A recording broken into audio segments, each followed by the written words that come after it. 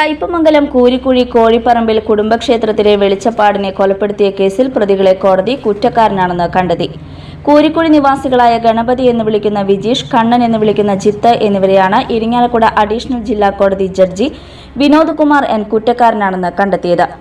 2007 March 27-നാണ് കേസിനാസ്പദമായ സംഭവം ഉണ്ടായത്.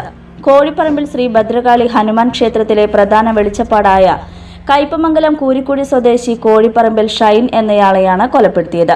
ഈ കേസിലെ ഒന്നാം പ്രതി വിജീഷും കൂട്ടുകാരും കൂരിക്കുഴിയിലും പ്രാന്തപ്രദേശങ്ങളിലും നടത്തിവന്നിരുന്ന അക്രമ പ്രവർത്തനങ്ങൾക്കെതിരെ രൂപീകരിച്ച ആക്ഷൻ കൗൺസിൽ അംഗം ആയതിലുള്ള വൈരാഗ്യവും വിജീഷിന്റെ അനുജനെ കൊലപ്പെടുത്തിയ കേസിലെ പ്രതികളെ ഷൈൻ സഹായിച്ചു എന്നുള്ള വൈരാഗ്യവും വെച്ച് പ്രതികൾ 2007 മാർച്ച് 27-ന് രാത്രി 11:40 ക്ഷേത്രമതിലിനോട് ചേർന്നിരുന്ന് വിശ്രമിക്കുകയായിരുന്ന ഷൈനിനെ വാളുകൊണ്ട് വെട്ടി കൊലപ്പെടുത്തുകയായിരുന്നു.